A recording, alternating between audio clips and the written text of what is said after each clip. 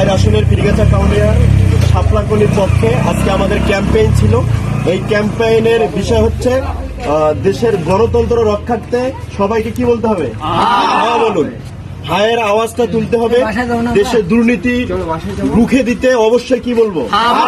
বলবো। আমাদের প্রতিবদ্ধই ছিল এটা যে দেশের আপামর জনশক্তি সবাই চায় হাকে জয়যুক্ত করতে, এবং আজকে আমাদের যে অভিজ্ঞতা হয়েছে সবাই কি বলছে? হার দিকে সবাই ছুটছে এবং সবাই হা চায়। জুলাইয়ের তরুণদের, ছাত্রদের যে রক্তের বিনিময়ে এই দেশটাকে আমরা আমাদের এই ভোটের ক্যাম্পেইন করার সুযোগ পেয়েছি। এই জন্য আমরা সবাই কি বলবো? হা বলবো। দেশের স্বার্থে অবশ্যই হা বলবো, এবং এই পীরগাছা কাউনিয়ায় শাপলাকলির পক্ষে আক্তার ভাইকে আমরা অবশ্যই বিজয়ী করবো ইনশাআল্লাহ।